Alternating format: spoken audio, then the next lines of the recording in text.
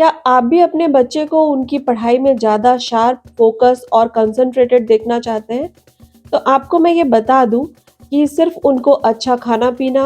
और पढ़ाई की सारी सामग्रियाँ देना और वातावरण उपलब्ध कराना ही काफ़ी नहीं है, बल्कि पेरेंट्स के लिए ये बहुत ज़रूरी है कि उनको फाइन मोटर और ग्रॉस मोटर स्किल की अच्छी नॉलेज हो और वो अपने बच्चों को कंटिन्यूअसली इन स्किल्स में एंगेज रखें और उनकी एक्स्ट्रा एनर्जीज़ को निकाल करके उनकी एनर्जी को बैलेंस रखें ताकि वो पढ़ाई में ज़्यादा फ़ोकस हो सके।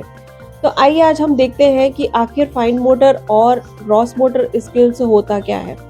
फाइन मोटर स्किल का मतलब होता है कि हमारे हाथों की जो ये उंगलियां हैं और पैरों की जो उंगलियां हैं, इनसे होने वाले बारीक काम उनको बोला जाता है फाइन मोटर स्किल्स। जैसे कि कढ़ाई करना, चाकू से सब्जी काटना, बटन पिरोना इत्यादि।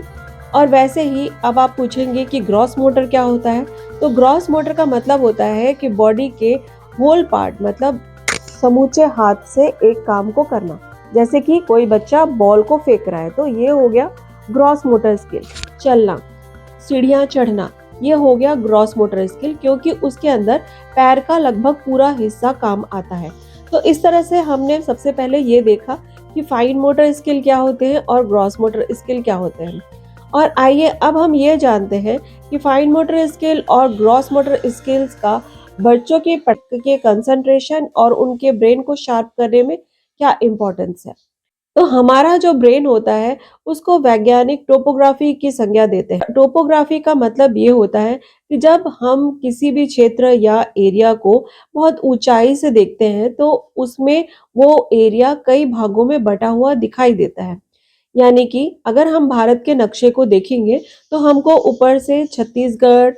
महाराष्ट्र इत्यादि जैसी चीजें एक नक्शे की तरह दिखाई देती है, या फिर कई बार हम उसको ब्लूप्रिंट में भी एक नक्शे की तरह देख सकते हैं। यानी कि हर एक एरिया जो है वो टिपिकल कुछ भागों में डिवाइडेड होता है और उसका एक पर्टिकुलर पहचान होती है, आइडेंटिटी होती है और पर्टिकुलर कुछ काम होते हैं। उसी तरह से ब्रेन जो होता है उसको भी टोपोग्राफी इसलिए कहा जाता है क्योंकि ब्रेन हमारे शरीर के अलग-अलग बॉडी पार्ट्स के अलग-अलग काम के लिए अच्छी तरह से विभाजित होता है और हर एक भाग उस पर्टिकुलर शरीर के अंग के काम को करने के लिए या संचालित करने के लिए रिस्पॉन्सिबल होता है। यानी कि अगर हमारा ब्रेन हमारे हाथ को ऑर्डर करता है तो उसको ऑर्डर करने के लिए ब्रेन का एक पर्टिकुलर भाग होता है और उसी भाग से जब ऑर्डर होगा तभी हमारा हाथ आगे पीछे होगा या हाथ से हम कोई काम कर सकेंगे। वैसे ही जैसे हमारी पलकें या आंखें जब झपकती हैं या दिखती हैं या खुलती हैं, तब उसके लिए हमारे ब्रेन में ऑप्टिकल लोब जो है वो रिस्पॉन्सिबल होता है। जब ऑप्टिकल लोब हमारे शरीर में स्थित आँखों को आदेशित करता है या डायरेक्ट करता है, तभी हमारी आँखें किसी चीज़ को देख सकती हैं और उससे संबंधित चीज़ों को देख करके उसके मीनिंग को जो है वो ब्रेन डिकोड करके उसको समझ सकता है। तो इस तरह से न केवल ऑप्टिकल लोब बल्कि टेम्पोरल लोब भी वही काम करता है। यानी कि टेम्पोरल लोब हमारे ब्रेन के एक निश्चित हिस्से में स्थित होता है और वो हमारे कान को सुनने के लिए आदेशित करता है।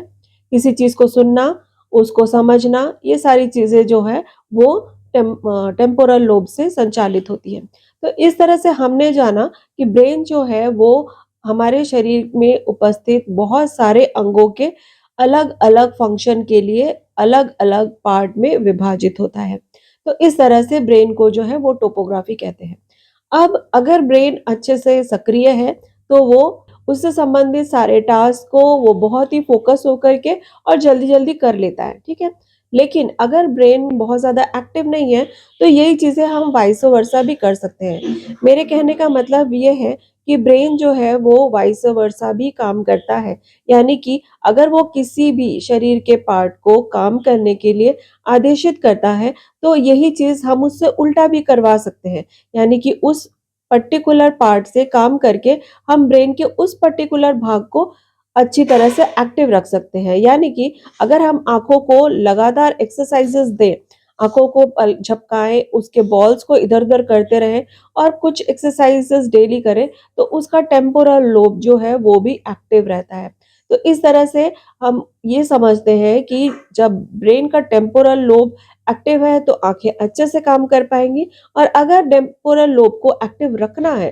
तो हम आपको आँखों से संबंधित कुछ एक्सरसाइज़ेस डेली करने पड़ेंगे। तो इस तरह से हम ये देखते हैं कि ब्रेन जो है वो वाइस वर्सा काम करता है। हमको कई बार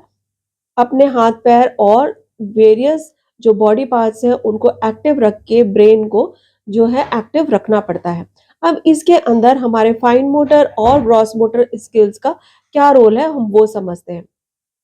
तो हमारी ब्रेन की जो भी रिसेप्टिविटी होती है, वो हमको कोई भी क्लासरूम में बैठा कर के सिर्फ ज्ञान देने से या पढ़ाने से ही नहीं होती। ब्रेन जो है ऑटोमैटिकली बहुत सारे नॉलेज को ग्रास्प करता रहता है। वो बहुत सारी चीज़ों को देख कर के नॉलेज गेन कर लेता है, बहुत सारी चीज़ों को सुन करके, छू करके, टेस्ट करके, बहुत सारे नॉलेज को बच्चा जब से जन्म लेता है तब से वो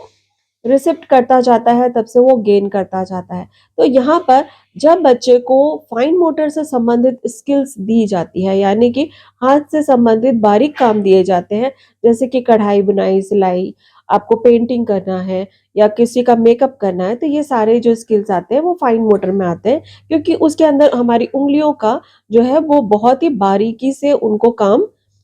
करना पड़ता है, तो इसको फाइन मोटर स्किल कहते हैं। तो जब ये चीज़ें दी जाती है, तो ये फाइन मोटर से हमको जो फ़ायदा होता है, वो ये होता है कि उससे संबंधित हमारा मैक्सिमम ब्रेन का जो पार्ट होता है, वो एक्टिव रहता है। और बहुत जो लर्निंग होती है वो बहुत ज़्यादा बढ़ जाती है, क्योंकि उससे फ़ोकस और कंसंट्रेशन जो है वो बहुत ज़्यादा बढ़ता है। लेकिन उसके पहले हमको ग्रॉस मोटर स्किल्स पर ज़्यादा ध्यान देना पड़ता है, क्योंकि ग्रॉस मोटर स्किल्स जो होती है वो एनर्जी को बैलेंस करने के लिए और हमारे शरीर के ब्लड फ्लो को इंक्रीज़ करने के लिए बहुत इम्पोर्टेंट होती है। यानी कि जब बच्चा अच्छी तरह से जब आप एक हाथ को बार-बार घुमाते हैं, तो आपके में शरीर में जो एनर्जी है या ऊर्जा है, जो उसका जो एक अतिरिक्त तत्व है, यानी कि एनर्जी कई बार हमारे बॉडी के अंदर या ब्रेन के अंदर सिर्फ बैलेंस वे में ही नहीं रहती, बल्कि एक्स्ट्रा भी स्टोर होती है। तो जब ये एक्स्ट्रा एनर्जी वर्क करने लगती है, तब क्या होता है, बच्चे का कंसंट्रेशन लेवल बिगड़ जाता है, और आप कई बार देखेंगे कि आपका बच्चा सिर्फ पढ़ाई में ही नहीं, जब बल्कि जब पढ़ने बैठता है, तब इधर-उधर की चीज़ों में भी बहुत ज़्यादा ध्यान देने लगता है। तो वो ध्यान इसलिए देने लगता है क्योंकि बच्चे के शरीर में और दिमाग में जो एनर्जी का स्टोरेज है, वो ओवरलैप हो रहा है, यानी कि वो ज़्यादा हो रहा है। तो अब ऐसे में अगर आपको बच्चे के दिमाग में एनर्जी को अगर बैलेंस करना है, तो ये बहुत ज़रूरी है कि उस ग्रॉस मोटर स्किल्स को बढ़ाया जाए, और उसकी ग्रॉस मोटर से संबंधित स्किल्स को अगर आप कंटिन्यूअसली 1 या 2 घंटा बढ़ा देंगे, तो आप देखेंगे कि बच्चे के अंदर एनर्जी का जो बैलेंस है, वो एकदम बैलेंस हो जाता है, और बच्चा जो है वो अपनी पढ़ाई में ज़्यादा फ़ोकस हो जाता है और अपनी पढ़ाई को ज़्यादा शार्प वे में कर सकेगा, क्योंकि अब उसके अंदर जो है ग्रॉस मोटर स्किल्स के द्वारा उसमें एक्स्ट्रा एनर्जी फ्लो जो है वो बाहर निकल गया। जब उसने हाथ को बहुत चलाया, तब वो एक्स्ट्रा एनर्जीज़ जो है वो उसकी बाहर चली गई। अब जितनी एनर्जी बैलेंस बची हुई है, वो अगर आपने अपने बच्चे को बहुत ज़्यादा फाइन मोटर के स्किल्स सिखाए हैं, तो वो फाइन मोटर्स उसके अंदर फ़ोकस लेवल को बहुत बढ़ा देता है। साथ ही ब्रेन का फंक्शन जो है वो अच्छी तरह से बढ़ जाता है। तो इस तरह से अगर आप अपने बच्चे को फाइन मोटर और ग्रॉस मोटर स्किल्स को अच्छी तरह से पढ़ने के पहले अच्छा उसको